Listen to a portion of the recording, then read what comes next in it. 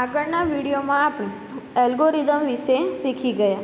હવે આપણે ભણીશું ફ્લોચાર્ટ વિશે. ફ્લોચાર્ટને કેવી રીતે બનાવવો એ વિશે આપણે શીખીશું. તો ચાલો, ફ્લોચાર્ટ પ્રમાણભૂત પ્રતીકોનો ઉપયોગ કરીને પ્રક્રિયા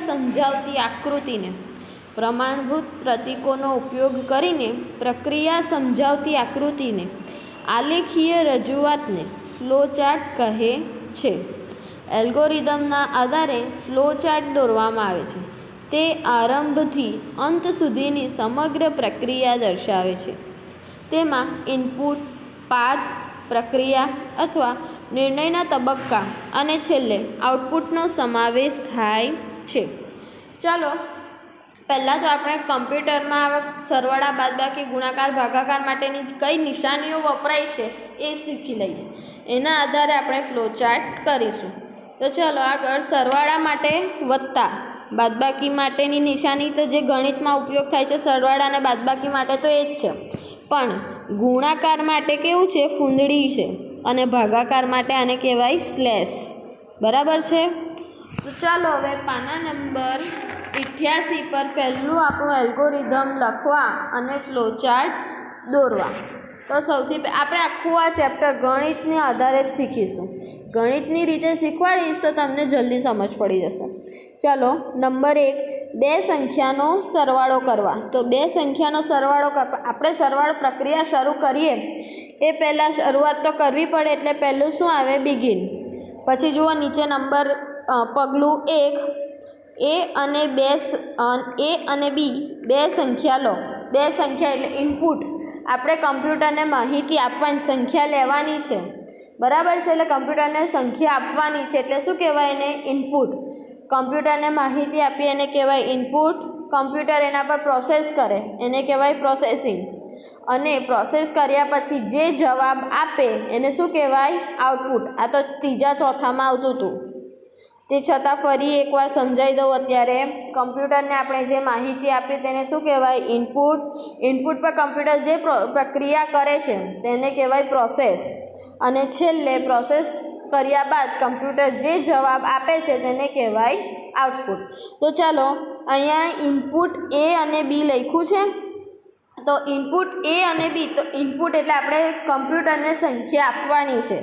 એ અને બીની સંખ્યા આપવાની છે. તો અહીંયા જો બાજુમાં મેં લખ્યું છે, એ બરાબર આપણે 10 આપીએ, બી બરાબર 5 આપીએ. હવે એના પર કમ્પ્યુટર શું કરશે? પ્રક્રિયા કરશે. બરાબર છે? શું કરવાનો છે? સરવાળો કરવાનો છે. તો અહીંયા જો વચ્ચે લંબચોરસ દોરેલું છે એને શું કહેવાય? લંબચોરસ આપેલું છે એને શું કહેવાય? પ્રોસેસ. પ્રોસેસ માટેનું એ છે પ્રતીક. શેનું છે? પ્રોસેસ માટે. તમને 5 વાર લખવા આપેલું, એટલે જ લખવા આપેલું કે અત્યારે તમે જ્યારે એલ્ગોરિધમ ફ્લોચાર્ટ દોરો ત્યારે તમને ખબર હોય કે આ આકાર શેના માટે વપરાય છે. ચલો, પ્રોસેસમાં આપણે લખ્યું C = A + B. તો આપણે એની કેટલી કિંમત લીધી હતી? 10 અને બીની 5. તો પ્રોસેસમાં એ મૂકશે 10 + 5. અને જો પાછું લખ્યું છે પ્રિન્ટ C, એટલે શું? પ્રિન્ટ C એટલે એ આપણું આઉટપુટ છે. જે જવાબ આવશે, શું જવાબ આવશે? 15. તે શેમાં લખવાનો? Cમાં. એટલે આપણે જવાબ પ્રિન્ટ કરાવીએ તો શું લખાય? Print C. એટલે Cમાં શું આવશે? C = 15. અહીંયા આપણને કીધું હતું કે બે સંખ્યાનો સરવાળો શોધવા. તો બે સંખ્યાનો સરવાળો આપણે શોધી લીધો, Cમાં પ્રિન્ટ કરાવ્યું. હવે છેલ્લે આ શું આવશે? એન્ડ. સમજ પડે છે ને? આગળ નંબર 2, 3 સંખ્યાનો ગુણાકાર શોધવા માટે. તો 3 સંખ્યાનો ગુણાકાર શોધવા પહેલાં ફ્લોચાર્ટની શરૂઆત કરો. એમાં લખો બિગિન. એ આકારને શું કહેવાય? પહેલું શરૂઆત અને અંત કયા આકારમાં લખાય છે? ટર્મિનલમાં. બરાબર છે? ચાલો, ટર્મિનલમાં બિગિન લખ્યું. ત્યારબાદ હવે 3 સંખ્યાનો ગુણાકાર શોધવાનો છે. તો 3 સંખ્યાનો ગુણાકાર એટલે ઇનપુટની અંદર 3 લખવાનું. x, y, z કે a, b, c ગમે તે તમે લખી શકો છો. અહીંયા ચોપડીમાં x, y, z આપ્યું છે, એવું કમ્પલસરી નથી કે x, y, z જ લેવું. ચાલો, અહીંયા લખ્યું છે ઇનપુટ x, y, z. તો મેં જુઓ બાજુમાં લખેલું છે xની કિંમત 2 લઈએ, yની કિંમત 3 લઈએ અને zની કિંમત 1 લઈએ. હવે એના પર કમ્પ્યુટર પ્રોસેસ કરશે. જવાબ શેમાં લખવાનો છે? પીમાં લખવાનો છે. તો કમ્પ્યુટર શું પ્રોસેસ કરશે? P ઇઝ ઇક્વલ ટુ 2 ગુણ્યા 3 ગુણ્યા 1. શું આવશે જવાબ? 6. એટલે નીચે પાછું શું આઉટપુટ? પ્રિન્ટ પી એટલે શું છે? આપણો જવાબ છે. શું કમ્પ્યુટરની લેંગ્વેજમાં કહીએ તો એ આપણો આઉટપુટ છે. તો પ્રિન્ટ પી એટલે શું જવાબ આવશે?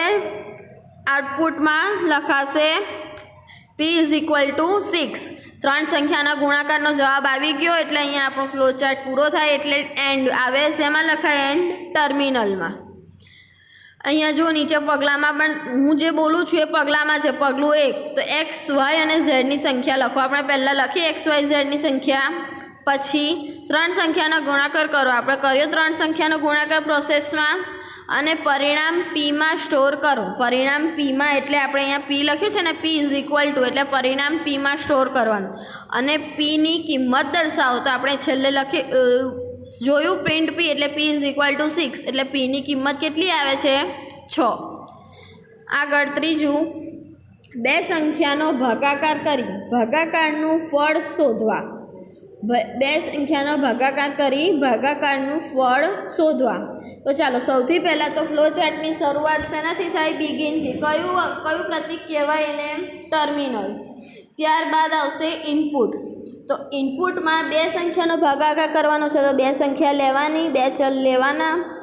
A ઇઝ ઇક્વલ ટુ અહીંયા 4 લઉં છું, B ઇઝ ઇક્વલ ટુ 2. અને પરિણામ શેમાં સ્ટોર કરવાનું છે? Qમાં. તો જુઓ બાજુમાં બતાવ્યું છે Q બરાબર Aના છેદમાં B. ભાગાકાર કરીએ તો છેદમાં લખાય Aના છેદમાં B બરાબર Aની કિંમત કેટલી? 4 છેદમાં Bની કિંમત કેટલી? 2. 2 દુ 4. Q બરાબર કેટલા આવ્યા? 2. એટલે પ્રિન્ટ અહીંયા પ્રિન્ટ Q એટલે Q બરાબર 2. અહીંયા આપણો 2 સંખ્યાનો ભાગાકાર કરી ભાગાકારનું ફળ શોધવાનું છે. તો શોધાઈ ગયું. એટલે ફ્લો ચાર્ટનો એન્ડ આવશે. શેનાથી? કયા પ્રતીકથી એન્ડ લવાય? ટર્મિનલથી. આગળ નંબર 4, રૂપિયાને પૈસામાં ફેરવવા. બધું તમારા ગણિતમાં કેટલું નાના ધોરણમાં તમે બધું શીખી જ ગયા છો. એ રૂપિયાને પૈસામાં કઈ રીતે ફેરવાય ને પૈસાને રૂપિયામાં કઈ રીતે ફેરવાય. ચાલો આપણને અહીંયા કીધું છે રૂપિયાને પૈસામાં ફેરવવાનું છે. તો સૌથી પહેલાં તો ફ્લો ચાર્ટની શરૂઆત કરો, બિગિન. ત્યારબાદ ઇનપુટ રૂપીઝ આર. આપણે રૂપીઝને શેમાં કયો આપણે વેરિયેબલ લઈએ? ચલ લઈએ છે, આર લઈએ છે. રૂપીઝનો આર લઈએ છે બરાબર. એ કેટલા લીધા છે? મેં 2 રૂપિયા. આર બરાબર કેટલા રૂપિયા લીધા છે? 2 રૂપિયા. હવે એના પર પ્રક્રિયા કરવાની છે અને જવાબ શેમાં સ્ટોર કરવાનો છે? પીમાં. પી એટલે પૈસા.